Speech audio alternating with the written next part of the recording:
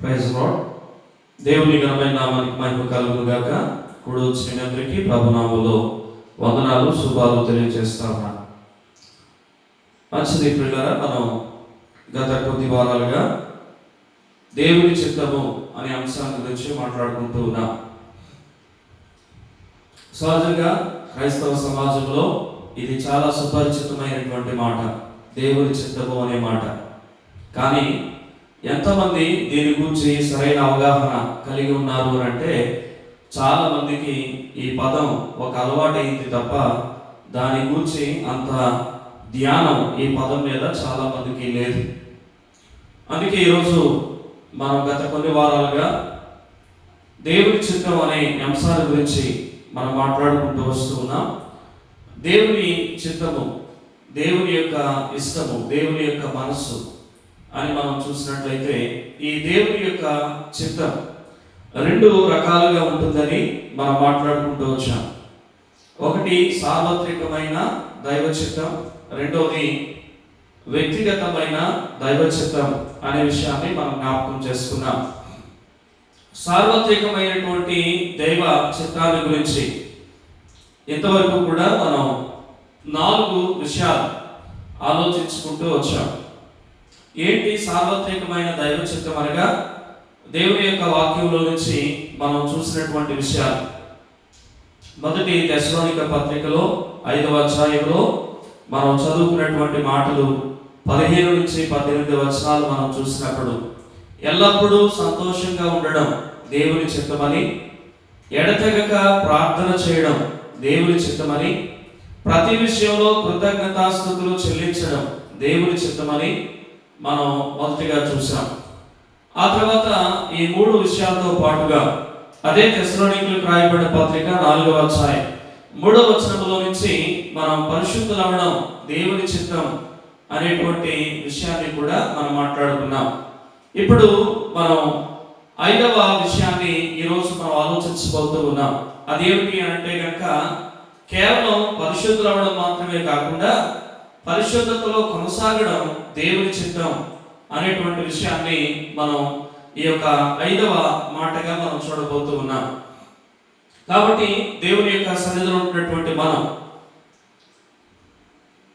ఎలాగ మన పరిశుద్ధతను మనం కాపాడుకోవాలో దాని గురించి ఈరోజు కొన్ని విషయాలు తెలుసుకోవడానికి ప్రయత్నం చేద్దాం.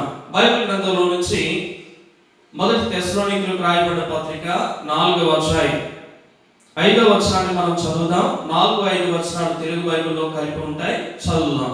మీలో ప్రతివాడును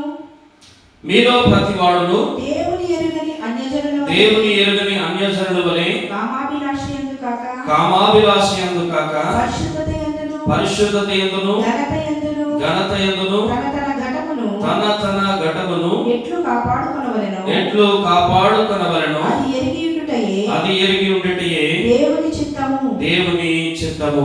ప్రార్థన చేద్దాం. మమ్మల్ని ఎంతగానో ప్రేమించిన ప్రియ తండ్రి, నీ నమ్మకమైన ఘనమైన మహోన్నతమైన నామమును బట్టి వందనాలు చెల్లిస్తా ఉన్నా.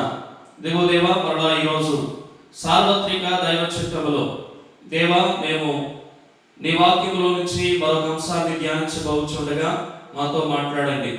చదవబడిన లేఖన భాగంలో నుంచి దేవా, మేము నేర్చుకోవాల్సినటువంటి ఆత్మ సంబంధమైన పాఠాలు మాకు నేర్పించవలసిందిగా కోరుతూ ఉన్నాను. మరి నీ వాక్యాన్ని మేము ధ్యానించుకోవచ్చుండగా దేవా, ఎదుగు తండ్రి, మీరు మాతో తేటగా సూటిగా మాట్లాడమని, ముఖ్యంగా ప్రభా దేవు తండ్రి, నీ యొక్క సహాయం కొరకు మేము ప్రార్థన చేస్తా ఉన్నాం. నీవు ఇచ్చిన వాగ్దానాన్ని చేపట్టి ప్రార్థిస్తూ ఉన్నాం. ఆయనను పరిశుద్ధాత్ముడు వచ్చినప్పుడు ఆయనను సర్వసత్యంలోనికి నడిపించనున్న వాగ్దానాన్ని జ్ఞాపకం చేసుకుని ఈ సమయంలో పరిశుద్ధాత్ముడా రండి, మమ్మను మరింత లోతైన సత్యంలోనికి నడిపించమని నీ సహాయం కొరకు కూడా వేడుకుంటూ ఉన్నా. దేవా, కృప చూపండి. అలనాడు నీ ముందున్న ప్రజల యొక్క ఆంతర్యం ఎరిగి మాట్లాడిన దేవుడు ఈ రోజు కూడా ఈ స్థలంలో కూర్చున్న ప్రతి బిడ్డ యొక్క ఆంతర్యం ఎరిగిన వారు కనుక ప్రతి ఒక్కరితో మీరు మాట్లాడమని కోరుతూ ఉన్నా. ముందున్న సమయం అంతా దేవునికరంగా చేయమని యేసు నామములో ప్రార్థన చేస్తున్నాము తండ్రి, ఆమేన్. మంచిది ప్రియమైన వారులారా, చదవబడిన వాక్య భాగాన్ని మనం జ్ఞాపకం చేసుకోగలిగితే కనుక,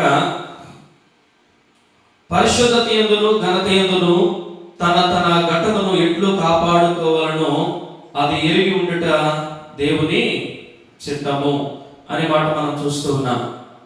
ఆలోచించినట్లయితే కనుక మనము మన ఘట్టమును అనగా మన యొక్క శరీరమును పరిశుద్ధతలో కాపాడుకోవాలి అని అది దేవుని యొక్క చిత్తమని ఈ వచనం మనకు చెప్తూ ఉంది. ఎందుకని మనం కాపాడుకోవాలి అనే విషయాన్ని మనం మొదటిగా ఆలోచించడానికి ప్రయత్నం చేద్దాం. మరి ఎలా మనం కాపాడుకోగలమో కూడా మనం తెలుసుకోవడానికి ప్రయత్నం చేద్దాం. ఆలోచించినట్లయితే పిల్లరా, గత వారంలో మనం ఆల్రెడీ మాట్లాడుకున్నాం. పరిశుద్ధత అనేటువంటిది దేవుడు మాత్రమే మనకి ఇవ్వగలిగింది. మనంతట మనం ఎంత ప్రయత్నం చేసినా సంపాదించుకోలేం. కాబట్టి దేవుడు మాత్రమే ఇచ్చే ఈ పరిశుద్ధతను దేవుని దగ్గర నుంచి పొందిన తర్వాత మనం దాన్ని కాపాడుకోవాల్సినటువంటి బాధ్యత మన పై ఉంది. మనం ఎప్పుడైతే గత పాపము దాని శిక్ష నుంచి రక్షించబడ్డామో మనం పరిశుద్ధులమయ్యాం. అలా పరిశుద్ధమైనటువంటి మనము దేవుడు మనల్ని తీసుకెళ్ళి ఇంకా ఎక్కడో ఒక ప్రత్యేకమైన స్థలంలో పెట్టలేదు. రక్షించబడిన మనందరినీ కూడా మళ్ళీ దేవుడు ఎక్కడ ఉంచాడు అని అంటే, అంతకుముందు ఎక్కడున్నావో మళ్ళీ అదే స్థలంలో ఉన్నాం. మీరు ఆలోచించినట్లయితే కనుక కమలాన్ని బురదలో ఉంచినట్లుగా, చేపను సముద్రంలో ఉంచినట్లుగా, రక్షించబడి సంఘంలోకి వచ్చిన ప్రతి బిడ్డను కూడా దేవుడు మళ్ళీ ఈ లోకంలోనే ఉంచాడు. ఆ కారణం చేతే మనం ఏం చేయాలి అని అంటే కనుక, ఇప్పుడు దేవుడు మనకిచ్చిన పరిశుద్ధతను, అలాగే దేవుడు మనకు అనుదినము ఇస్తున్న పరిశుద్ధతను మనము కాపాడుకోవాల్సినటువంటి బాధ్యత మన పైన ఉంది అనే విషయాన్ని గమనించాలి. మీరు ఆలోచించినట్లయితే కనుక కమల పువ్వు బురదలో ఉంటుంది, కానీ దానికి బురద అంటుకోదు. చేప సముద్రంలో ఉంటుంది, కానీ దానికి ఉప్పు అంటుకోదు. మీరు ఆలోచించినట్లయితే కనుక పెద్ద పెద్ద ఓడలు సైతం సముద్రంలోనే ప్రయాణిస్తాయి. అవి ఒడ్డు మీదకి వస్తే అవి ఎందుకు ఉపయోగపడవు, కానీ ఆ సముద్రం దాని మనుగడకు అవసరం. కాకపోతే మీరు ఆలోచించినట్లయితే ఆ సముద్రంలో ఉన్న నీరు ఆ ఓడలోకి, ఆ పడవలోకి వస్తే అది మునిగిపోతుంది. అలాగే ఈరోజు మన యొక్క స్థితిని కూడా ఆలోచించినప్పుడు దేవుడు మనల్ని పరిశుద్ధపరిచాడు. గత పాపము దాని శిక్ష నుంచి మనల్ని విడిపించి రక్షించాడు. అయితే ఇలా పరిశుద్ధపరచబడినటువంటి మనము ఆలోచించినప్పుడు మళ్ళీ అదే లోకంలో ఉన్నాం, అదే శరీరంలో ఉన్నాం, అదే సాతాను అధికారం కలిగిన ప్రభావం చూపేటువంటి స్థలంలో ఉన్నాం. కాబట్టి ఇప్పుడు మనం కాపాడుకోవాల్సినటువంటి అవసరత, మనలో ఉన్న పరిశుద్ధతను కాపాడుకోవాల్సినటువంటి బాధ్యత మన పైన ఉంది అనేటువంటి విషయాన్ని జ్ఞాపకం చేసుకోవాల్సిన వారు వింటున్నాం. అందుకే దైవజనుడు చెప్తున్నాడు, ప్రతి ఒక్కరూ కూడా తన తన ఘటాన్ని ఎలాగ పరిశుద్ధత యందు కాపాడుకోవాలో అది ఎరిగి ఉండడమే దేవుని యొక్క చిత్తం అనేటువంటి విషయాన్ని ఆయన జ్ఞాపకం చేస్తూ ఉన్నాడు. కాబట్టి పిల్లలను జ్ఞాపకం చేసుకున్నట్లయితే రక్షించబడిన మనమందరము కూడా అదే లోకంలో ఉన్నాం. ఇక్కడ లోకానికి ఏ మార్పు రాలేదు.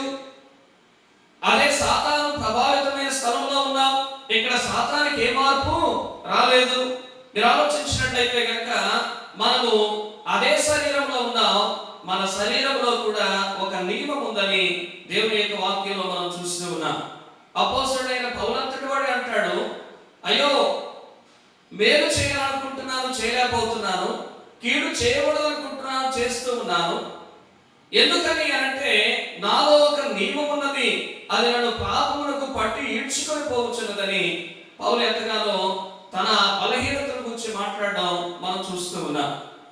కాబట్టి పిల్లల ఆలోచించినట్లయితే కనుక మన శరీరము ఒకవైపు శోధిస్తూ ఉండగా, లోకము మరోవైపు ఆకర్షిస్తూ ఉండగా, సాతాను మరోవైపు శోధకుడుగా ఉండగా, ఇట్టి పరిస్థితుల మధ్యలో ఉంటున్నటువంటి మనము మన పరిశుద్ధతను కాపాడుకోవాలి అనేటువంటి విషయం ఈ వచనాలను బట్టి మనకు అర్థమవుతున్నటువంటి సత్యం పిల్లరా.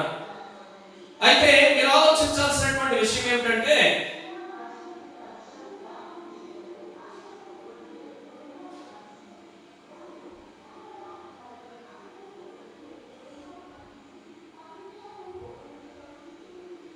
మరి ఇటువంటి పరిస్థితుల్లో మన పరిశుద్ధతను మనం ఎలా కాపాడుకోగలం అని అంటే గనక, మనం పరిశుద్ధతను కాపాడుకోవడానికి దేవుడు మనకు 4 సాధనాలు ఇచ్చాడు. పరిశుద్ధతను కాపాడుకోవడానికి దేవుడు మనకి 4 సాధనాలు ఇచ్చాడు. అందులో మొట్టమొదటిది ఏంటి అని అంటే గనక, తన వాక్యం ఇచ్చాడు. దేవుడు ఏమి ఇచ్చాడండి? వాక్యం ఇచ్చాడు. ఇప్పుడు వాక్యాన్ని మనం జాగ్రత్తగా ఉపయోగించగలిగితే గనక, వాక్యము ద్వారా మనం పరిశుద్ధంగా ఉండడానికి, జీవించడానికి అవకాశము ఉన్నది ప్రియులారా. మీరు ఆలోచించినట్లయితే దేవుని యొక్క వాక్యంలో మీరు చూసినప్పుడు మనం చూస్తున్నటువంటి విషయం ఏమిటంటే, 119వ కీర్తన 11వ వచనం. 119వ కీర్తన 11వ వచనంలో కీర్తనకారుడు ఇలా చెప్తా ఉన్నాడు, దేవా నీ ఎదుట నేను పాపము చేయకుండానట్లుగా నీ వాక్యము నా హృదయంలో ఉంచుకుని ఉన్నాను. నీ ఎదుట నేను పాపము చేయకుండానట్లుగా నీ వాక్యము నా హృదయంలో ఉంచుకుని ఉన్నా. మీరు జాగ్రత్తగా ఆలోచించండి. కీర్తనకారుడు తన అనుభవంలో నుంచి మాట చెప్తా ఉన్నాడు, దేవా నీ ఎదుట నేను పాపము చేయకుండానట్లుగా. ఎవరి ఎదుట? దేవుని ఎదుట. పిల్లరా, ఇదేమి చిన్న విషయం కాదు.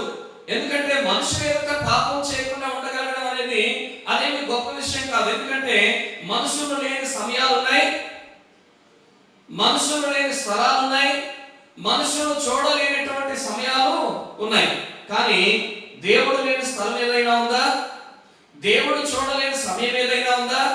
అలాంటిదంటే ఇక్కడ భక్తుడు ఏమంటాడంటే, దేవా నీ ఎదుట నేను పాపము చేయకూడనట్లుగా నీ వాక్యం నా హృదయంలో ఉంచుకుని ఉన్నా. కాబట్టి పిల్లలు గమనించాలి, మనం దేవుని ఎదుట పరిశుద్ధంగా ఉండాలి అని అంటే వాక్యం ఎక్కడ ఉండాలండి? హృదయంలో ఉండాలి. కానీ ఈరోజు వాక్యం ఎక్కడుంది? మనకి ఎక్కడుందండి? బైబిల్లో ఉంది. వాక్యం ఎక్కడుంది అంటే మన డైరీలో ఉంది. వాక్యం ఎక్కడుంది అంటే మన నోట్స్ లో ఉంది. వాక్యం ఎక్కడుంది అంటే ఇంకా మన మొబైల్స్ లో ఉంది. చెప్పండి పిల్లలు గమనించండి, దేవా నీ ఎదుట నేను పాపము చేయకున్నట్లుగా నీ వాక్యము నా హృదయంలో ఉంచుకుని ఉన్నా. వాక్యం నీ హృదయంలో ఉండకుండా నీవు పరిశుద్ధంగా ఉండడం సాధ్యము కాదు పిల్లరా. అందుకే దేవుడు మనల్ని రక్షించబడిన తర్వాత కమలాన్ని బొరదలో పెట్టినట్లుగా, చేపను సముద్రంలో పెట్టినట్లుగా సంఘంలోకి వచ్చిన ప్రతి బిడ్డని ఈ లోకంలోనే ఉంచాడు. అయితే ఈ లోకంలో ఉంటున్నటువంటి నీవు నీ జీవితంలోనికి ఈ లోక సంబంధమైన మరణం రాకుండా, పాపం ప్రవేశించకుండా నీవు జాగ్రత్తగా నీ పరిశుద్ధతను కాపాడుకోవాలి అని అంటే కనుక తప్పకుండా మనకు అవసరమైంది ఏంటంటే దేవుని యొక్క వాక్యం. కాబట్టి ఇప్పుడు ఈ వాక్యం ఎక్కడ ఉండాలి అని అంటే కనుక మన హృదయంలో ఉండాలి ప్రియులారా, మన హృదయంలో ఉండాలి. విజయానికి ఆలోచించినట్లయితే కనుక ఏమండి, మానవుని యొక్క జీవితంలో దేవుని యొక్క వాక్యం దాచుకునేటువంటి బీరువా ఏంటి అని అంటే కనుక హృదయం. ఎందుకు అంటే కనుక వాక్యం బంగారము కంటేను మేలిమి బంగారము కంటేను కోరదగినది అని కీర్తనకారుడు చెప్పాడు. వాక్యం ఎటువంటిది? బంగారం కంటే, మేలిమి బంగారం కంటే కోరదగినది. కాబట్టి పిల్లలు ఆలోచించండి, బంగారం కంటే విలువైనది, మేలిమి బంగారం కంటే విలువైనది. వాక్యం యొక్క విలువ మీరు ఆలోచించినట్లయితే మనకు తెలియటం లేదు. ఎవరికి తెలుసో తెలుసా? సాతానుకి బాగా తెలుసు. వాక్యం యొక్క విలువ మనకు తెలియటం లేదు, కానీ సాతానుకి వాక్యం యొక్క విలువ బాగా తెలుసు. అందుకనే ఎవడైనా దేవుని యొక్క వాక్యం అయిన తర్వాత దానిని హృదయంలో భద్రం చేసుకోకపోతే సాతాను ఏం చేస్తాడంటే ఆ వాక్యాన్ని ఎత్తుకొని పోతాడు. మత్తయి సువార్త 13వ అధ్యాయంలో ప్రభువు చెప్పినటువంటి ఉపమానంలో మీరు చదువుతారన్నమాట. కాబట్టి గమనించండి, వాక్యాన్ని కేవలం విని దాని విషయంలో ఏమాత్రం కూడా శ్రద్ధ లేకుండా ఆ వాక్యాన్ని నీ హృదయంలో దాచుకోవడానికి నువ్వు ఇష్టపడకుండా ఒకవేళ నువ్వు అజాగ్రత్తగా నిర్లక్ష్యంగా ఉంటే ఏమవుతుందో తెలుసా? వాక్యాన్ని సాతాను చేతుకొని పోతాడు. పిల్లల జాగ్రత్త గమనించండి, సాతాను ఒక దొంగ. ఎప్పుడైనా దొంగ మన ఇంట్లో ప్రవేశిస్తే ఏ పట్టుకెళ్తాడు చెప్పండి? విలువైందా విలువలేదా? ఎవరైనా పేపర్లో ఇలా వేయడం చదివారా? లేకపోతే ఎవరైనా ఇలా చెప్పడం విన్నారా? మా ఇంట్లో దొంగ పడ్డాడు, చీపురు కట్టిపోయింది, మా ఇంట్లో దొంగ పడ్డాడు, చెత్త పట్టుకెళ్ళిపోయాడు అనేవాళ్ళు ఎవరైనా ఉంటారా? దొంగ అంత రిస్క్ చేసి వచ్చేది చెత్త కోసం, చీపురు గట్ట కోసం రాడు. దేనికోసం వస్తాడు? విలువైన దాన్ని తీసుకుపోవడానికి వస్తాడు. మీరు జాగ్రత్తగా ఆలోచించినట్లయితే కనుక దొంగ ఎప్పుడు విలువైన దాన్ని దోచుకోవడానికి ప్రయత్నం చేస్తాడు. సాతాను కూడా దొంగ కనుక సాతాను దేన్ని ఎత్తుకుపోవడానికి వస్తాడు? చూసారన్నమాట. మత్తయి సువార్త 13వ అధ్యాయంలో, మత్తయి సువార్త 13వ అధ్యాయంలో మీరు చూడగలిగితే కనుక 18వ వచనం, ఎవడైనా రాజ్యమును గురించిన వాక్యం వినియు గ్రహింపక ఉండగా దుష్టుడు వచ్చి వారి హృదయములో విత్తబడిన దానిని ఎత్తుకొని పోవును. కాబట్టి పిల్లలు గమనించండి, సాతాను వచ్చి, అపవాదులు వచ్చి వారి హృదయములో విత్తబడిన వాక్యమును ఎత్తుకొని పోతాడు. ఎందుకనంటే వాక్యము యొక్క విలువ సాతాను తెలుసు, కానీ ఎవరికి తెలియట్లేదు, మనకు తెలియటం లేదు. అందుకే వాక్యాన్ని మనం చాలా నిర్లక్ష్యము చేస్తూ ఉన్నాం. పిల్లారా, వాక్య విషయంలో మనం చాలా అశ్రద్ధగా ఉంటూ ఉన్నాం. వాక్యాన్ని మనం నిర్లక్ష్యం చేస్తా ఉన్నాం. దేవుని సన్నిధి అంటే మనకు నిర్లక్ష్యం, దేవుని యొక్క వాక్యం అంటే మనకు లెక్క ఉండదు. మీరు ఆలోచించండి, కీర్తనకారుడు చెప్తున్నాడు, దేవా నీ ఎదుట నేను పాపం చేయకుండాట్లుగా నీవిచ్చిన వాక్యం అనే సాధనం నేను బాగా వాడుకుంటున్నాను. ఆ వాక్యాన్ని నా హృదయంలో పెట్టుకుంటున్నాను, కాబట్టి నీ ఎదుట నేను పాపం చేయకుండా ఉండగలుగుతున్నాను. ప్రియదేవునిచ్చినట్టుగా ఈ విషయాన్ని మీరు ఆలోచించాలని మనం చేస్తా ఉన్నా. మనం దేవుని ఎదుట పరిశుద్ధంగా ఉండగలగాలి అని అంటే కనుక దేవుని యొక్క వాక్యం బైబిల్లోనో, దేవుని యొక్క వాక్యం సెల్ ఫోన్లోనో, దేవుని యొక్క వాక్యం డైరీలోనో, దేవుని యొక్క వాక్యం మరి ఇంకెక్కడో కాదు ఉండాల్సింది. దేవుని వాక్యం ఎక్కడ ఉండాలి? మన హృదయంలో ఉండాలి. నువ్వు ఎంత ఎక్కువగా దేవుని వాక్యం చేత నీ హృదయాన్ని నింపుకుంటావో, ఎంత జాగ్రత్తగా దేవుని వాక్యాన్ని నీ హృదయంలో భద్రం చేసుకుంటావో, అంత చక్కగా నీవు పరిశుద్ధంగా జీవించడానికి అవకాశం ఉంటుంది అనే విషయాన్ని మీరు గమనించాలి. ఇది మొట్టమొదటి సాధనం. రెండవ సాధనం గురించి ఆలోచించినట్లయితే కనుక ప్రార్థన. ప్రార్థన పిల్లరా, మీరు ఆలోచించినట్లయితే దేవుని యొక్క వాక్యంలో మనం ఇలా చూస్తూ ఉన్నాం. ఒక దైవజనుడు చెప్పిన స్టేట్మెంట్ నేను మొదటిగా చెప్తాను. గొప్ప దైవజనుడు, ప్రార్థనా పరుడైనటువంటి దైవజనుడు తను చెప్పినటువంటి స్టేట్మెంట్ ఏంటి అని అంటే కనుక, ప్రార్థన చేసేవాడు పాపం చేయలేడు, పాపం చేసేవాడు ప్రార్థన చేయలేడు. అందరూ చెప్పండి. ప్రార్థన చేసేవాడు పాపం చేయలేడు, పాపము చేసేవాడు ప్రార్థన చేయలేడు. కావాలంటే మీరు ఎప్పుడైనా చెక్ చేసుకోండి. అది ప్రతి ఒక్కరి జీవితంలో అనుభవపూర్వకంగా తెలిసేటువంటి విషయం. అది మీరు పాపము చేస్తే ప్రార్థన చేయలేరు, మీరు ప్రార్థన చేస్తే పాపము చేయలేరు. కాబట్టి అందుకే నేను ఎప్పుడు ఇలా చెప్తాను, మనం మధ్యలో ఎప్పుడు ఉండవు న్యూట్రల్ గా. ఇటువైపు దేవుడు, ఇటువైపు సాతాను ఉంటే నువ్వు మధ్యలో ఎప్పుడు న్యూట్రల్ గా ఉండలేవు. దేవుడికి ఎప్పుడైతే దగ్గర అవుతావో ఆటోమేటిక్ గా సాతానికి, పాపానికి దూరము అవుతావు. నువ్వెప్పుడైతే దేవునికి దూరం అవుతావో ఆటోమేటిక్ గా సాతానికి, పాపానికి దగ్గర అవుతావు. ఇదే సీక్రెట్. కాబట్టి నువ్వు ఎప్పుడైతే ప్రార్థన చేస్తావో, ప్రార్థన చేసేవాడు పాపం చేయలేడు, పాపం చేసేవాడు ప్రార్థన చేయలేడు. కాబట్టి ఇప్పుడు దేవుని సంగమా, ఈరోజు ఈ అనుభవం మీ జీవితంలో మీరు చెక్ చేసుకోండి. ఎన్ని ప్రార్థన చేయాలన్నా, బలంగా ఒకవేళ బలవంతంగా కూర్చోవాలనుకున్నా మీ మనసు ఎక్కడెక్కడికో వెళ్ళిపోతా ఉంటది. ఆత్మతోనూ మనసుతోనూ ప్రార్థించేటువంటి అనుభవం మీలో కనబడకుండా ఉంటది. మీరు ప్రార్థనకని మోకరిస్తారు, కానీ మీ ఆలోచనలు ఎక్కడెక్కడో తిరుగుతూ ఉంటాయి. లేకపోతే నిద్రపోతూ ఉంటారు, లేకపోతే ఒక 5 నిమిషాల నుంచి చేయలేక డిస్టర్బ్ అవుతూ ఉంటారు. ఆ తర్వాత అక్కడి నుంచి లేచి వెళ్ళిపోయే పరిస్థితులు వస్తూ ఉంటాయి. కారణం ఏంటి అని అంటే కనుక నీ లోపల ఉన్న పాపం నిన్ను ప్రార్థన చేయనివ్వదు. ప్రార్థన చేసేవాడు పాపం చేయలేడు, పాపం చేసేవాడు ప్రార్థన చేయలేడు. ఒక గొప్ప దైవజనుడు చెప్పినటువంటి స్టేట్మెంట్ ఇది ప్రియులారా. దైవజనుడు ఎంత అనుభవపూర్వకంగా ఎన్నిసార్లు దాన్ని పరిశీలన చేశాడో తెలియదు, కానీ ఈ మంచి స్టేట్మెంట్ ఇచ్చాడు. అది నిజంగా చాలా వాస్తవికమైనటువంటి సత్యం ప్రియులారా. అందుకే మనం పరిశుద్ధంగా ఉండాలి, మన పరిశుద్ధతను మనం కాపాడుకోవాలి, మన ఘటాన్ని పరిశుద్ధంగా ఉంచుకోవాలి అంటే కనుక మనం ఉపయోగించాల్సిన రెండవ సాధనం ఏంటంటే దేవునికి ప్రార్థన చేయడం. ప్రియులారా, బైబిల్ గ్రంథంలో ఒక భక్తుడు ఉంటాడు. ఆ భక్తుడి పేరు దానియేలు. మీరు దానియేలు గ్రంథానికి వచ్చి పరిశీలన చేయగలిగితే ఈ భక్తుడైనటువంటి దానియేలు యొక్క జీవితాన్ని మీరు చూడగలిగినప్పుడు అక్కడ ఇలా చెప్పబడుతుంది. ప్రియులారా, దానియేలు గ్రంథంలోనికి మనం వెళ్ళి ఆలోచన చేసినట్లయితే 6వ అధ్యాయం, దానియేలు గ్రంథం 6వ అధ్యాయం 4వ వచనంలో మీరు చూసినప్పుడు వాక్యంలో మీరు ఇలా చదువుతున్నారు. 3-4 వచనం, ఈ దానియేలు అతి శ్రేష్టమైన బుద్ధి గలవాడై ప్రధానులలోను అధిపతులలోను ప్రఖ్యాతి నొంది ఉండెను.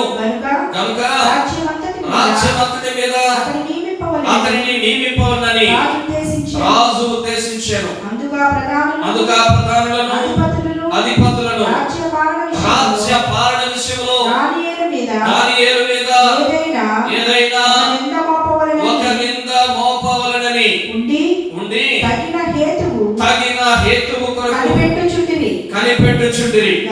గాని దానియేలు నమ్మకస్తుడై ఏ నేరమైనను ఏ తప్పైనను చేయువాడు కాడు గనుక దానియేలులో తప్పైనను లోపమైనను కనుగొనలేకపోయిరి. చెప్పండి కూడా దేవుని నామమున మహిమపడదాం ప్రియులారా.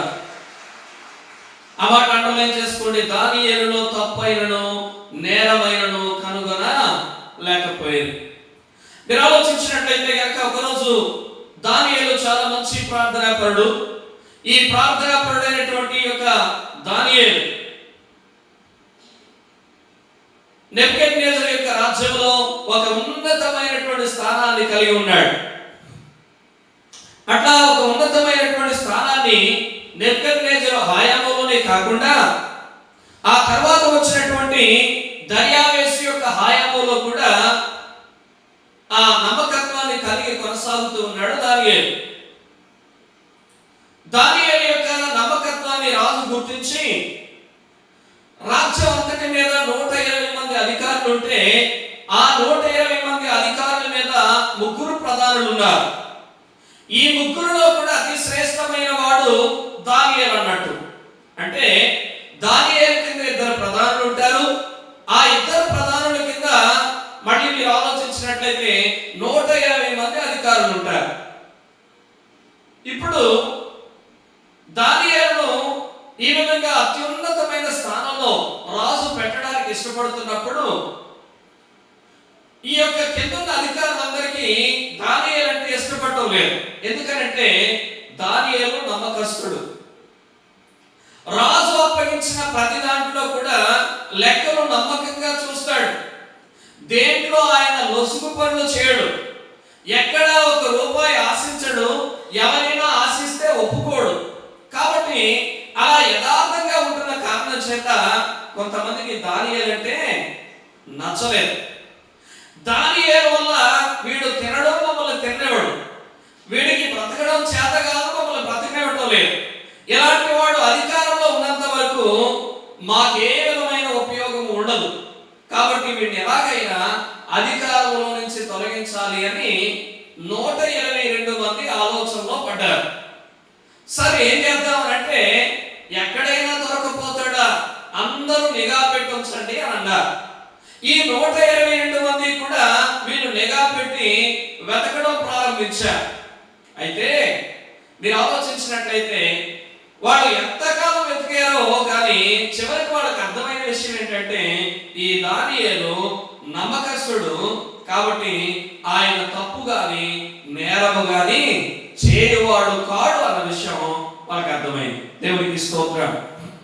దానియేలు నమ్మకస్తుడు, తప్పు గాని నేరం గాని ఆయనలో కనుగొనలేకపోయారు. ఎంతమంది ఎతికారండి? 122 మంది వెతికారు. పిల్లలు గమనించండి, ఈరోజు మనం ఒకసారి దానియేలుని మన ముందు పెట్టుకుని ఆలోచించడానికి ప్రయత్నం చేస్తే మనకి బయట వాళ్ళు ఎవరు మనలో ఉన్న లోపాలు చెప్పక్కర్లేదు. మన ఇంట్లో ఉన్నవాళ్ళు, మనతో ఉండేవాళ్ళు చెప్పేస్తారు 10-20. కాబట్టి జ్ఞాపకం చేసుకున్నట్లయితే దానియేలుకి 122 మంది వ్యక్తులు అనేక దినముల పాటు ప్రత్యేకంగా నిఘా పెట్టి వెతికినప్పటికీ కూడా దానియేలులో ఒక తప్పు గాని లోపం గాని కనిపెట్టలేకపోయారు. అబ్బా, దానియేలు యొక్క పరిశుద్ధత ఎంత గొప్పదో ఆలోచించండి. అసలు ఇంత గొప్ప పరిశుద్ధత దానియేలుకి ఎట్లొచ్చిందయ్యా? ఈ పరిశుద్ధత యొక్క సీక్రెట్ ఏంటి అని కనుక మీరు ఆలోచన చేసినట్లయితే దానియేలు యొక్క లైఫ్ లో దానియేలు ఎప్పుడు కూడా ఏం చేస్తాడు అంటే ప్రార్థన చేస్తాడు. ఏం చేస్తాడండి? ప్రార్థన చేస్తాడు. ఆ ప్రార్థన కూడా క్రమమైన ప్రార్థన. ఎటువంటి ప్రార్థన? చాలా మంది ప్రార్థన చేస్తారు కానీ ఆ ప్రార్థనకు ఒక క్రమం ఉండదు, ఆ ప్రార్థనకు ఒక పద్ధతి ఉండదు. కానీ దానియేలు యొక్క ప్రార్థనను మీరు ఆలోచించినప్పుడు దానియేలు చాలా క్రమముగా ప్రార్థన చేసేటువంటి వాడు. మీరు ఆలోచించినట్లయితే కనుక 10వ వచనంలో మనకి ఇలా కనబడుతూ ఉంది, యథాప్రకారము అనుదినము ముమ్మారు మోకాళ్ళుని. యథాప్రకారము అనుదినము అంటే దానియేలు యొక్క డైలీ లైఫ్ లో, అనుదిన జీవితంలో దానియేలు రోజు చేసే చర్య. అంత సహజంగా ప్రార్థన చేసుకోవడం కూడా తన జీవితంలో ఒక చర్య. అర్థమవుతుంది అన్నమాట. చాలా మంది జీవితాలలో ఆలోచించినట్లయితే ఆదివారం గుడికి వస్తే గుడిలో ప్రార్థన చేస్తే మళ్ళీ ఆదివారమే. మళ్ళీ ఈ మధ్యలో వాడికి ఎప్పుడు ప్రార్థన ఉండదు. లేకపోతే ఎవరో మరొకరు కలిస్తే, లేకపోయినట్లయితే కనుక ఎక్కడో ప్రార్థనకి వెళ్తే పిల్లలు గమనించాలి. కానీ దానియేలు అలా కాదు. దానియేలు ఒక క్రమమైన ప్రార్థన జీవితం తను కలిగి ఉన్నాడు. ప్రతి దినము రోజుకి 3 సార్లు ప్రార్థన చేస్తాడు. ఎన్నిసార్లు అండి? అనుదినము, యథాప్రకారము, అనుదినము అనే మాటలు మీరు గమనించాలి. దానియేలు యొక్క జీవితంలో ఒక మంచి అలవాటు, దానియేలు రోజుకి 3 సార్లు ప్రార్థన చేస్తాడు. ఇలాగ చెప్తా ఉంటే ఒక ఆయన ఏమన్నారంటే, పాస్టర్ గారు నేను కూడా రోజుకి 3 సార్లు ప్రార్థన చేస్తానన్నారు. ఎప్పుడెప్పుడు అంటే ఉదయం టిఫిన్ చేసే ముందు, మధ్యాహ్నం భోజనం చేసే ముందు, రాత్రి. ఇలాంటి ప్రార్థనలు కాదు దానియేలు ప్రార్థనలు. చాలా మంది భోజనానికి టిఫిన్ కు ముందు చేసే ప్రార్థన కూడా ప్రార్థన లెక్కలేసుకుంటారు. అసలు ఆ మాటకు వస్తే 5 నిమిషాలు, 2 నిమిషాలు, నిమిషము ప్రయాణానికి ముందు ప్రయాణం వెళ్ళొచ్చి ఇలా మనం చేసే ఇవి అసలు ప్రార్థనలే కావు. ప్రార్థనగా మనం చెప్పుకున్నాం సంభాషణ. కాబట్టి ప్రత్యేకించి కొంత సమయం ప్రత్యేకించుకొని దేవుడితో కూర్చొని ఏకాంతంగా ముఖాముఖిగా నీ హృదయం అంతా దేవుడి ముందు, నీ హృదయంలో ఉన్న ఆవేదన అంతా దేవుడి ముందు పరుచుకోవడం, అది కదా ప్రార్థన అంటే. అంతేగాని ఏదో మొక్కుబడికి నామకార్థానికి చేసేది ప్రార్థన ఎట్లా అవుతుంది? ఆలోచించవలసిన వారు వింటున్నప్పుడు. కాబట్టి గమనించండి, దానియేలు అలాంటి ప్రార్థనలు చేసేవాడు కాదు. ఒక క్రమమైన ప్రార్థన జీవితం తనకు ఉంది.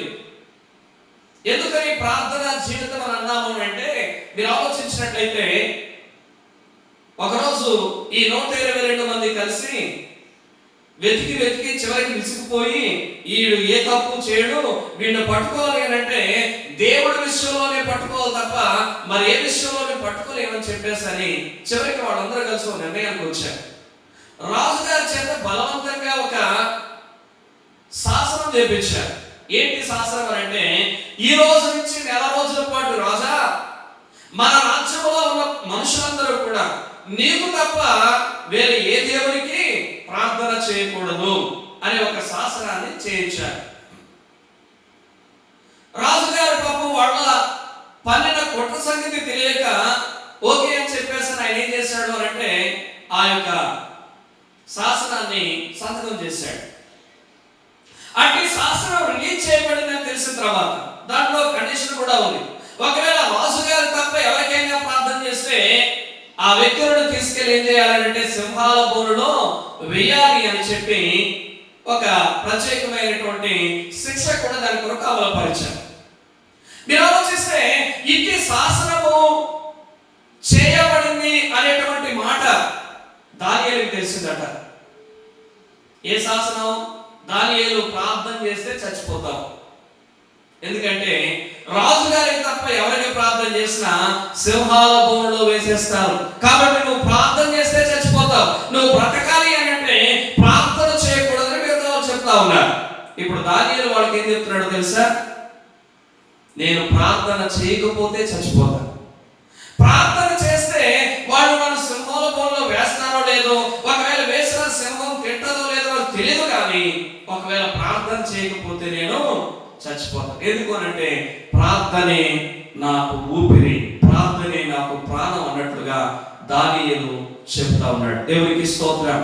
అందుకే వాక్యం చెప్తా ఉంది, ఇట్టి శాసనము సంతకము చేయబడినని దానియేలు తెలుసుకొనినను యథా ప్రకారము అనుదినము ముమ్మారు మోకాళ్ళలో ఎట్లాగైతే ప్రార్థన చేస్తాడో ఏ విధమైన మార్పు లేదండి. ఫోన్లే ప్రార్థన చేసుకుంటారు కానీ కొంచెం ఎప్పుడు తలుపులు తెరిచి ప్రార్థన చేస్తారు, ఈసారి తలుపులు వేసుకొని చేస్తారని లేదు. ప్రార్థన చేసుకుంటారు కానీ ఎప్పుడు మోకాళ్ళే చేస్తారు, ఇప్పుడు ఎవరైనా చూస్తే ఇబ్బంది, ఈ రోజు నేను పడుకొని చేస్తారని లేదు. అందుకే వాక్యంలో మనం చూస్తా ఉన్నాం, యథా ప్రకారం అనుదినము శాసనం లేనప్పుడు ఎట్లా చేశాడో ఇప్పుడు శాసనం ఉన్నప్పుడు కూడా అలాగే చేస్తున్నాడు. కాబట్టి ఇప్పుడు దేవుడు జనకమా, అందుకే దానియేలు ప్రార్థన జీవితము కలిగిన వాడు. దేవునికి స్తోత్రం. ఈరోజు మనం కూడా ఆలోచించదగిన విషయం ఏంటంటే, మన యొక్క ప్రధానమైనటువంటి ఉద్దేశం దానియేలు గురించి ఎందుకు మాట్లాడుకుంటున్నాం అంటే, ప్రార్థన ఏమండి ఒక వ్యక్తిని పరిశుద్ధినిగా ఉంచగలదు. దానియేలులో ఏ తప్పైనను ఏ లోపమైనను 182 మంది అధికారులు వెతికినా కనుక్కోలేకపోయారంటే కారణం ఏంటో తెలుసా? దానియేలు యొక్క ప్రార్థన జీవితం. ఆయన అనుదినము రోజు 3 సార్లు ప్రార్థన చేసేటువంటి లక్షణం తన జీవితంలో కలిగి ఉన్నాడు. ఒక క్రమమైన ప్రార్థన జీవితం కలిగి ఉన్నాడు. దానికోసం ఎన్ని ఆటంకాలు వచ్చినా ఆగిపోడు, దానికోసం ఎన్ని శ్రమలు ఎదురైనా ఆగిపోడు. ఆయన తీసుకున్న తీర్మానం సంకల్పం ఎంత గొప్పది అంటే అవసరమైతే ప్రాణమైనా పరంగా పెడతాడు, కానీ ప్రార్థన మాత్రం మానకూడదు. దేవునికి స్తోత్రం. అందుకే ఆ ప్రార్థన తన జీవితానికి ఏమి ఇచ్చిందండి? పరిశుద్ధతనిచ్చింది. ప్రియదేవునిగా దేవుని యొక్క వాక్యంలో మనం చూస్తున్నాం, పరిశుద్ధతను పొందుకోవడం మాత్రమే కాదు, ఆ పరిశుద్ధతను మనం కాపాడుకోవడం ఎలాగో ఎరగడం దేవుని చిత్తం. ఈరోజు మనం కూడా దానియేలు గురించి నేర్చుకుంటున్న మనం, ఈరోజు కీర్తనకారుడు చెప్పినటువంటి మాటలు నేర్చుకున్న మనం, ఈరోజు మనం కూడా పరిశుద్ధతను కాపాడుకోవాలని అంటే వాక్యము చేత నీ హృదయాన్ని నింపుకోవాలి. అందుకే దేవుని మందిరానికి రావడం, వాక్యం చేత నీ హృదయాన్ని నింపుకోవాలి. అందుకే బైబిల్ క్లాసులు మీకు కండక్ట్ చేయడం, వాక్యం చేత మన హృదయాలు నింపబడాలి. అందుకే గృహకుడుకులు మీకు ఏర్పాటు చేయడం. ఎందుకనంటే ఎంత దేవుని వాక్యం చేత నింపబడతామో పిల్లరా మతమత్తులో ఉంటామని కాదు, వాక్యం నేను ఏం చేస్తుందో తెలుసా? వాక్యం నేను పరిశుద్ధంగా జీవించేటట్లుగా చేస్తాను. ఈరోజు ఈ మాట్లాడుతున్నటువంటి సహోదర సహోదరి, దేవుని యొక్క వాక్యాన్ని చాలా మంది అర్థం చేసుకోవట్లేదు, అపార్థం చేసుకుంటున్నారు. వాక్యం మానవుని యొక్క జీవితంలోనికి పరిశుద్ధతను తీసుకుని వస్తుంది. కాబట్టి సత్యాన్ని గుర్తించండి, వాక్యము మీ హృదయాల్లో ఎంత నింపుకుంటారో అంత పరిశుద్ధంగా మీరు జీవించగలుగుతారు. అదేవిధంగా రెండవ సాధనం ప్రార్థన. నువ్వు ఎంత క్రమమైన ప్రార్థన జీవితాన్ని అలవర్చుకుంటావో అంత పరిశుద్ధంగా నువ్వు జీవిస్తూ ముందుకు సాగగలుగుతావు. దానియేలులో తప్పుగానే లోపంగానే లేకపోవడానికి కారణం దానియేలు క్రమమైన ప్రార్థన జీవితం. పిల్లరా, ఈరోజు నీ జీవితంలో ప్రార్థన ఒక భాగంగా ఉందా? గుర్తుపెట్టుకోండి. అందుకే ప్రభువైన యేసుక్రీస్తు వారు ప్రార్థన గురించి మాట్లాడాల్సి వచ్చినప్పుడు ఆయన ఇలా అన్నాడు. ఆయన మాట్లాడిన మాట మీరు చదివితే భలే ఆశ్చర్యం అనిపిస్తుంది ప్రియులారా. మత్తయి సువార్త 6వ అధ్యాయంలోనికి మీరు వెళ్ళినప్పుడు వాక్యంలో ప్రభు ఇలా చెప్తా ఉన్నాడు. మత్తయి సువార్త 6వ అధ్యాయంలో మీరు చూస్తే 5వ వచనం, మరియు మీరు ప్రార్థన చేయనప్పుడు వేషధారుల వలె ఉండవద్దు. చాలండి. మరియు మీరు ప్రార్థన చేయనప్పుడు, మరియు మీరు ఉపవాసం చేయనప్పుడు, మీరు ఆలోచించినట్లయితే ఈ 6వ అధ్యాయంలో మాటలన్నీ కూడా యేసు ప్రభువారు ఒక విశ్వాసి, ఒక ఆత్మీయుడు, ఒక భక్తుడు తన అనుదిన జీవితంలో చేసి ఉండాల్సినటువంటి పనుల గురించి ఆయన మాట్లాడుతున్నాడు, చేయవలసిన పనుల గురించి ఆయన మాట్లాడుతున్నాడు. అందుకే ఎంత క్యాజువల్ గా మాట్లాడుతున్నాడు అంటే, నీవు ధర్మం చేయనప్పుడు, నీవు ఉపవాసం చేయనప్పుడు, నువ్వు ప్రార్థన చేయనప్పుడు, ఏమండి ఆ మాటలు ఎలా ఉన్నాయో తెలుసా? మీరు ఎప్పుడైనా బ్రష్ చేస్తే అని ఎవరైనా అంటారా? మీరు ఎప్పుడైనా బ్రష్ చేస్తే అని ఎవరైనా అంటారా? మీరు ఎప్పుడైనా బ్రష్ చేస్తే అని అంటారా?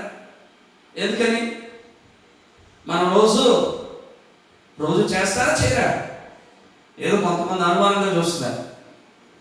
రోజు మనం చేసేదాన్ని ఎప్పుడైనా అనే పదం వాడక్కర్లేదు.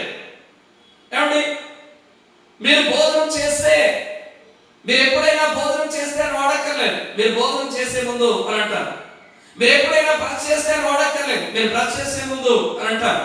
అలాగే ఇక్కడ ప్రభు కూడా మీరు ప్రార్థన చేయనప్పుడు అని చాలా క్యాజువల్ గా మాట్లాడుతున్నాడు. అంటే మనకి ఏమర్థం అవుతుంది? ప్రార్థన నువ్వు రోజు చేయాల్సినటువంటిది. దానియేలు భక్తుడు రోజు 3 సార్లు ప్రార్థన చేస్తా ఉన్నాడు.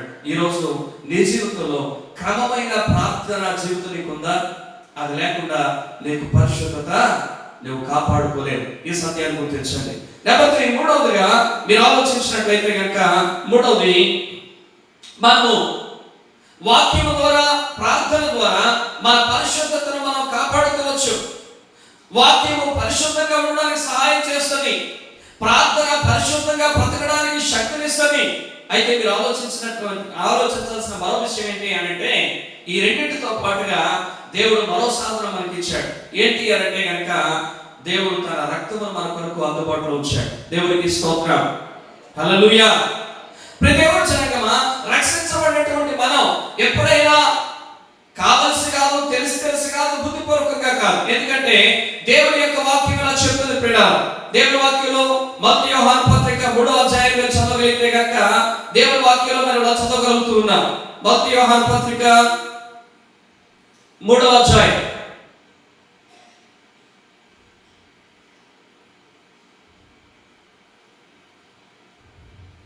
9వ వచనం, దేవుని మూలముగా పుట్టిన ప్రతి వారిలో ఆయన బీజము నిలుచును గనుక వాడు పాపము చేయడు. వాడు దేవుని మూలముగా పుట్టిన వాడు గనుక పాపము చేయజాలడు. ఈ మాటల యొక్క అర్థం ఏమిటంటే, తెలిసి బుద్ధిపూర్వకంగా కావలసి నిజంగా రక్షించబడిన వ్యక్తి పాపము చేయడు. ఒకవేళ చేస్తున్నావా, నీవు ఇంకా రక్షించబడలేదు. నీవు దేవుని మూలంగా ఇంకా తిరిగి జన్మించిన అనుభవంలోనికి రాలేదు. దాని విషయంలో నో డౌట్. కాబట్టి ఇప్పుడు గమనించండి, ఈ రోజు మన జీవితంలో నువ్వు తిరిగి జన్మించినటువంటి అనుభవంలోనికి వస్తే, నువ్వు నిజంగా రక్షించబడిన వ్యక్తివైతే, దేవుని మూలముగా పుట్టిన వారిలో దేవుని బీజము నిలిచి ఉంటుంది కనుక అతగాడు పాపము చేయడు. అంటే తెలిసి కావలసి బుద్ధిపూర్వకంగా పాపము చేయడు. అయితే మీరు ఆలోచించినట్లయితే, మరి సాతాను ఉన్న అధికారం ఉన్న ప్రాంతంలో ఉంటున్నాం. అలాగే మీరు ఆలోచించినట్లయితే కనుక లోకంలో ఉన్నాం. అలాగే మీరు ఆలోచించినట్లయితే కనుక ఈ పాపానికి లోనయ్యే ఆకర్షితమైనటువంటి శరీరంలో మనం ఉన్నాం కనుక పొరపాటున కలంకం, పాపం అంటుకునే అవకాశము ఉంటుంది. కావలసి తిరిగి రక్షించబడిన వ్యక్తి కావలసి చేయడు పాపం, కానీ పొరపాటున అంటుకునే అవకాశం, పొరపాటున పడిపోయే అవకాశం ఉంటుంది. అయితే ఆ సమయంలో ఇమీడియట్ గా లేచి దులుపుకోవడానికి ప్రయత్నం చేసిన అంటుకున్నటువంటి మలినాన్ని క్లీన్ చేసుకోవడం కోసం యేసు తన రక్తాన్ని మనకు అందుబాటులో ఉంచాడు. ఇది 3వ సాధనం. దేవునికి స్తోత్రం, హల్లెలూయా. అందుకే మత్తయి యోహాను పత్రిక 1వ అధ్యాయం 9వ వచనంలో మీరు ఇలా చదువుతారు. మత్తయి యోహాను పత్రిక 1వ అధ్యాయం 9వ వచనం, మన పాపములను మనం ఒప్పుకొనిన యెడల ఆయన నమ్మదగిన నీతిమంతుడు గనుక ఆయన మన పాపములను క్షమించి సమస్త దుర్నీతి నుండి మనల్ని పవిత్రులుగా చేయాలి. దేవునికి స్తోత్రం. హల్లెలూయా. కాబట్టి ప్రియులారా, జాగ్రత్తగా ఆలోచించినట్లయితే కనుక యేసు రక్తము మనకి ఇంకా అందుబాటులో ఉంది ప్రియులారా. ఎందుకని అనంటే, నీకు ఇష్టం వచ్చినట్లుగా నువ్వు పాపం చేస్తే మళ్ళీ దేవుని దగ్గరికి వచ్చి, దేవా నేను పాపిని క్షమించండి, నీ రక్తంతో నన్ను కడగండి, ఇష్టం వచ్చినట్లుగా దాన్ని విలువ లేకుండా, దాని విలువను గుర్తించకుండా వాడడానికి కాదు. నువ్వు దేవుని మూలంగా పుట్టావు అనగా నువ్వు తిరిగి జన్మించావు, నువ్వు రక్షించబడ్డావు. దేవుని బేజం నీలో ఉంది కనుక నువ్వు పాపం చేయవు, కావాల్సి తెలిసి బుద్ధిపూర్వకంగా. కానీ పొరపాటున పడిపోయే ప్రమాదం ఉంటుంది. ఆ పొరపాటున ఏమండి మరణం, కలంకం అంటుకునే పరిస్థితి ఉంటుంది. అటువంటి పరిస్థితుల్లో ఏమండి మనం కృంగిపోవాల్సిన అవసరం లేదు. మన కొరకు యేసు రక్తము అందుబాటులో ఉంది. కాబట్టి పిల్లలు గమనించండి, మన పాపమును మనం ఒప్పుకునే ఆయన రక్తము మనల్ని ప్రతి పాపం నుండి ఏం చేస్తుంది? కడుగుతుంది, మనల్ని పవిత్రపరుస్తుంది. దేవునికి స్తోత్రం. ఈ విధంగా మూడవ సాధనాన్ని దేవుడు మనకు అందుబాటులో ఉంచాడు పిల్లరా. ఇక మీరు ఆలోచించినట్లయితే 4వ మాట కూడా నేను త్వరగా చెప్తాను. 4వ మాటలో కూడా మీరు చూడగలిగినట్లయితే కనుక దేవుడు తన ఆత్మను మనకు ఇచ్చాడు. 4వ సాధనం ఏంటి? తన ఆత్మను మనకి ఇచ్చాడు. ఆత్మ ఎప్పుడు కూడా మనకు సహాయం చేస్తాడు. నువ్వు ప్రార్థన చేయడానికి సహాయం చేస్తాడు. వాక్యం నీ హృదయంలో పెట్టుకుంటే నీ హృదయంలో ఉన్న వాక్యాన్ని సందర్భానికి తగినట్లుగా నీకు జ్ఞాపకం చేసి నిన్ను బలపరచడానికి, నిన్ను సరిచేయడానికి సహాయం చేస్తాడు. అంతేకాదు, నీ జీవితంలో ఒకవేళ ఏదైనా ఒక పాపంలో పొరపాటున పడిపోతే నిన్ను ఒప్పింపజేస్తాడు. మరి ఈ విధంగా నీకు ప్రతి ఒక్క విషయంలో కూడా దేవుడు తనిచ్చినటువంటి ఆత్మ, దేవుని యొక్క ఆత్మ మనతో ఎల్లప్పుడూ ఉండి మనకు సహాయము చేస్తాడు. అందుకే దేవుని యొక్క వాక్యం మనకు చెప్పేటువంటి సత్యం ఏమిటి అని అంటే కనుక గలతీ పత్రికలో మనం చూస్తాం. గలతీ పత్రిక 5వ అధ్యాయంలో మనం చూడగలిగినట్లయితే కనుక దేవుని యొక్క వాక్యం మనకి ఇలా చెప్తా ఉంది. గలతీ పత్రిక 5వ అధ్యాయం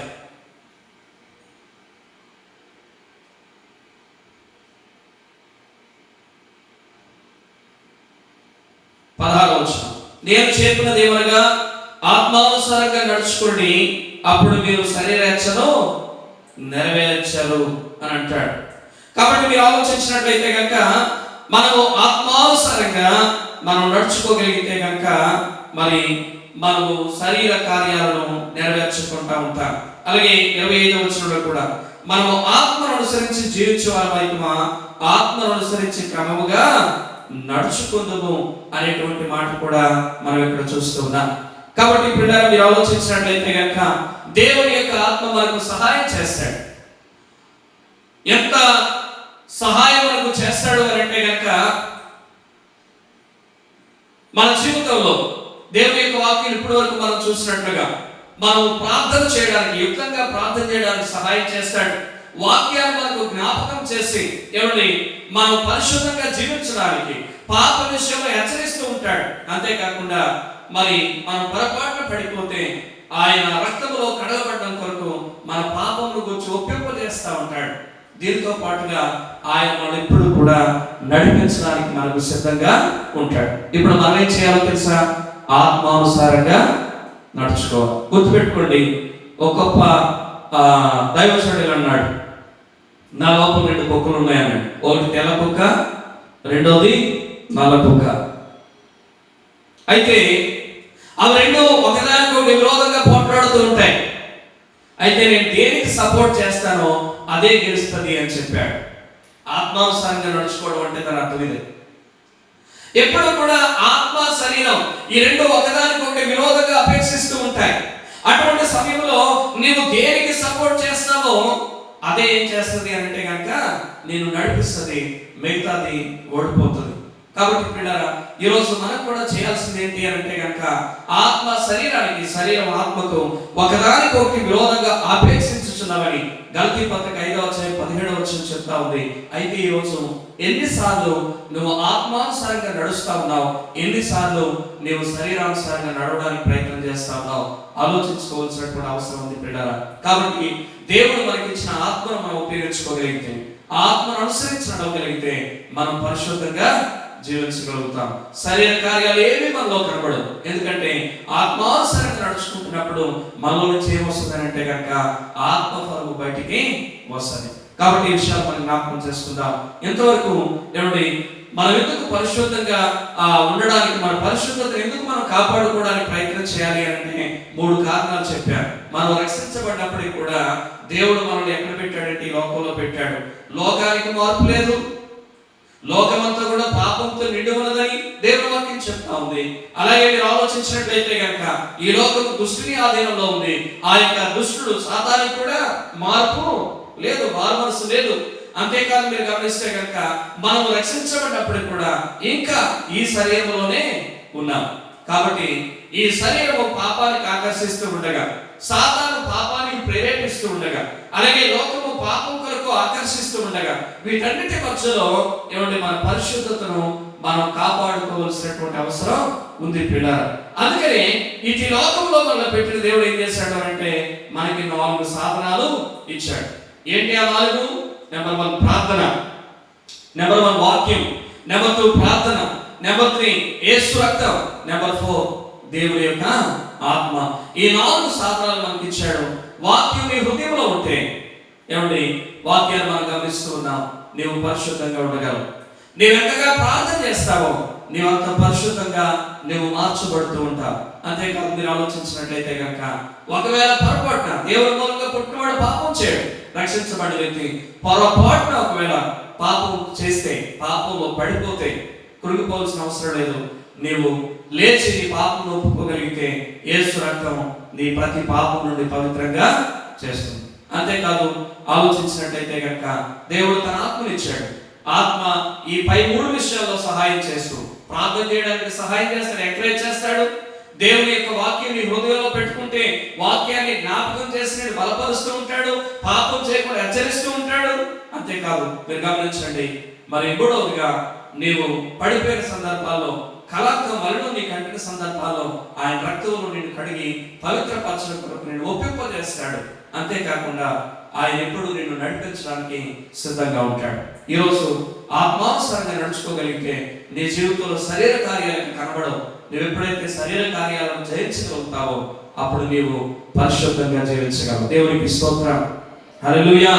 కాబట్టి దేవుని సంగమా, ఈరోజు ఆ విధంగా మన జీవితంలో దేవుడు మనకి ఇచ్చిన 4 సాధనాలు వాడుకోవడం ద్వారా మనం అనుదిన పరిశుద్ధతను, దేవుడు మనకి ఇచ్చిన పరిశుద్ధతను కాపాడుకుంటూ ముందుకు సాగిపోదాం. అతి కృప దేవుడు మనకు దయచేయను గాక. ఆమేన్. తలవంచండి, కళ్ళు మూసుకోనండి, ప్రార్థన చేద్దాం. లేచి నిలబడి ప్రార్థన చేద్దాం. ప్రత్యేకమైన స్థలంలో పెట్టలేదు కానీ మాకు ఒక 4 సాధనాలు ప్రత్యేకంగా మా కొరకు ఇచ్చావు. దాన్ని నీకు స్తోత్రం అయ్యా. నీకు వేలాది వందనాలు చెల్లిస్తా ఉన్నాను ప్రభా. అందులో మొట్టమొదటిగా నీ వాక్యం, ఇదిగో దేవా అనుభవపూర్వకంగా కీర్తనకుడు పలుకుతున్నట్లుగా, దేవా ఎదుటైన పాపం చేయకున్నట్లుగా నీ వాక్యం నా హృదయంలో పెట్టుకున్నానని ఈ రోజు నేను కూడా నీ వాక్యాన్ని మా హృదయంలో భద్రం చేసుకునే కృప దయచేయండి దేవా. నీ గ్రంథంలో అనేక మంది భక్తులు నీ వాక్యాన్ని మా హృదయంలో భద్రం చేసుకున్నారు ప్రభా. కానీ ఈ రోజు మా జీవితంలో ప్రభా పనికి మారిన చెత్తంతా మా హృదయం అని దిగొత్తనైనా నీ వాక్యము దాచుకోవాల్సినటువంటి స్థలాన్ని పనికి మారిన చెత్తతో మేము నింపేస్తాము దేవా. పగలతో నింపుకుంటున్నాం, అసూయలతో నింపుకుంటున్నాం అయ్యా. ఇదిగో ప్రభా నాయన పనికి రానటువంటి లోక సంబంధమైనటువంటి చెత్తంతా మా హృదయంలో కలిగి జీవిస్తున్నాం. ఈ రోజైనా దేవాన్ని బిడ్డలు దాన్ని గుర్తించడానికి సహాయం చేయండి. దాని విషయంలో పశ్చాత్తాపడుతుండగా యేసయ్యా హృదయం అంతటిని శుద్ధి చేయండి. నా కుమారుడా, నా కుమార్తె హృదయాన్ని నాకు మనం కోరుచున్నా కనుక ప్రభా ఇదిగో తండ్రి వారి హృదయములను శుద్ధి చేయండి ప్రభా. నీకు వందనాలు. ఇదిగో మా హృదయములను శుద్ధి చేయండి అయ్యా. నీ వాక్యము చేత మేము ఎక్కువగా మా హృదయాలను నింపుకునే కృప మీరు మాకు దయచేయండి. అలాగే ప్రభా నీకు స్తోత్రం చెల్లిస్తా ఉన్నాను దేవా. ప్రార్థన అని 2వ సాధనం మమ్మల్ని పరిశుద్ధంగా ఉంచుతుంది కనుక ప్రభా మా జీవితంలో తండ్రి మేము ఎక్కువగా ప్రార్థన చేయడానికి కావలసిన కృప మీరు మాకు దయచేయమని కోరుతున్నాను తండ్రి దేవా. మీకు వేలాది వందనాలు చెల్లిస్తా ఉన్నాను. అవును ప్రభా, ప్రార్థన మమ్మల్ని పాపం చేయకుండా ఆపుతుంది, పాపం మమ్మల్ని ప్రార్థన చేయకుండా ఆపుతుంది అయ్యా. కనుక ప్రభా ఇదిగో ఈ రోజు తండ్రి ఎంతమంది ప్రార్థన చేయాలని ఆశపడుతున్నా హృదయపూర్వకంగా ప్రార్థన చేయలేనటువంటి దేవా ఇదిగో తండ్రి పాపము బలహీనతల్లో ఉన్నారు. వారిని మధ్యాహ్న కాల సమయంలో దర్శించమని దయచేయమని కోరుతున్నా. ప్రభా నీకు వందనాలు చెల్లిస్తా ఉన్నా. దిగో తండ్రి, వారిలో ఉన్న పాపము, వారిలో ఉన్న వ్యసనమే వారిని ప్రార్థన చేయకుండా ఆపుతుందని వారు గుర్తించడానికి, దాని విషయంలో పశ్చాత్తాపడడానికి సహాయం చేయమని కోరుతున్నా. ప్రభా నీకు వందనాలు చెల్లిస్తామని తండ్రి స్తోత్రం. అలాగే ప్రభా ఇదిగో తండ్రి, మేము మా యొక్క శరీరములను పరిశుద్ధంగా కాపాడుకోవడానికి నువ్వు మాకు ఇచ్చిన 3వ సాధన అయ్యా, నీ మూలంగా తిరిగి జన్మించినటువంటి ఏ వ్యక్తి, రక్షణ పొందిన ఏ వ్యక్తి కావలసి బుద్ధిపూర్వకంగా పాపం చేయడు కాదు, పొరపాటున జారి పడిపోతే దేవా లేచి కడుక్కోవడానికి నీ రక్తాన్ని దేవా ఇంకా లైవ్ లో ఉంచావు, సజీవంగా బాబు ఉంచావు. ప్రభా నీకు వందనం. కనుక ప్రభా నీకు లెక్కలేని స్తోత్ర. మరి ఈ స్థలంలో దేవా ప్రార్థనలో ఏకీభవిస్తున్నటువంటి ప్రతి బిడ్డను జ్ఞాపకం చేసుకోండి. ఎవరైనా దిగో తండ్రి మధ్యాహ్నకాల సభలో ప్రభా నేను రక్షించబడ్డాను దిగో తండ్రి, కానీ పొరపాటుని పాపంలో పడిపోయానయ్యా, ఈ గుచ్చులో పడిపోయాను ప్రభా అని ఎవరైనా దేవా ఈ సమయంలో పశ్చాత్తాపడుతున్నట్లయితే వారిని దర్శించమని కోరుతున్నా. దేవానికి వచ్చిన వాగ్దానాన్ని చేపట్టి ప్రార్థన చేస్తున్నా. మన పాపాలు మనం ఒప్పుకునే ఆయన నమ్మదగిన వాడు, నీతిమంతుడు కనుక సమస్త దుర్నీతులని మన పవిత్రులుగా చేస్తాడన్న నీ వాక్యమును వాగ్దానం ఎత్తిపెట్టి ప్రార్థన చేస్తాను. ఈ మధ్యాహ్న కాల సమయంలో దేవా ఒప్పుకొని ప్రార్థిస్తున్న ప్రతి బిడ్డను నిరక్తంలో కడిగి శుద్ధిరాలుగా చేయండి. ప్రభా నీకు వందనాలు చెల్లిస్తామని తండ్రి స్తోత్రం. అలాగే ప్రభా దిగో తండ్రి, నీ ఆత్మని 4 సాధనాలు మాకు ఇచ్చారు. దేవాయో ప్రభా ఆయన నీ యొక్క ఆత్మ మా హృదయంలోకి వచ్చాడు. మేము రక్షించబడినప్పుడు ఎప్పుడూ మాకు సహాయం చేయడానికి సిద్ధంగా ఉన్నాడు ప్రభా. మమ్మల్ని ప్రార్థన చేయడానికి ప్రేరేపిస్తూ దేవా నీ వాక్యాన్ని మా హృదయంలో దేవాయో తండ్రి నాయన పెట్టుకున్న వాక్యాన్ని జ్ఞాపకం చేసి మమ్మల్ని హెచ్చరించడానికి, మమ్మల్ని బలపరచడానికి ఎల్లప్పుడూ ఆత్మ మాకు సహాయకుడుగా ఉన్నాడు. అంతేకాదు ప్రభా, మేము బలహీనతలో పడిపోయినప్పుడు మమ్మల్ని మళ్ళా దిగు ఒప్పింపజేసే ప్రార్థనలోకి నడిపించడానికి దేవాని ఆత్మ సిద్ధంగా ఉన్నాడు. అందరూ బట్టి నేను స్తుతిస్తూ నా తండ్రి నీకు వందనాలు. దేవా ఈ రోజు మేము ఆత్మానుసారంగా నడుచుకునే ప్రభా మీరు మాకు దయచేయండి. ఎప్పుడైతే ఆత్మానుసారంగా నడుచుకుంటామో అప్పుడు మేము శరీర కార్యాలు నెరవేర్చుకుంటూ ఉంటామని నీ వాక్యాన్ని బట్టి నేను గ్రహిస్తూ ఉన్నా. కనుక ప్రభా నీకు వందనాలు. మరి సమయంలో మాట్లాడుతున్న ప్రతి ఒక్కరిని కూడా ఆలోచింపచేయండి. వారి జీవితాల్లో ఈ పోరాటం రక్షించబడ్డ ప్రతి వ్యక్తిలో ఉంటుంది. దేవా ఎంతమంది నాయన ఈ పోరాటంలో ప్రభా శరీరాన్ని గెలిపిస్తున్నారు, ఎంతమంది ఆత్మను గెలిపిస్తున్నారు, వారికి వారే తెలుసుకునే కృప వారికి మీరు దయచేయండి. ఈ రోజు నుంచి అయినా దేవాయులు ప్రభా ఆత్మను బలపరచడానికి, ఆత్మానుసారంగా నడుచుకోవడానికి నీ గొప్ప కృప మీరు దయచేయమని ఈ విధంగా ఈ 4 సాధనాలు ఉపయోగించుకొని మేము నిలిచిన పరిశుద్ధతను, మా అనుదిన పరిశుద్ధతను కాపాడుకుంటూ కొనసాగే కృప మీరు మాకు దయచేయమని మహిమ ఘనత ప్రభావాలు మీ నామాలకు అర్పిస్తూ యేసు నామములో ప్రార్థన చేస్తున్నాము తండ్రి. ఆమేన్.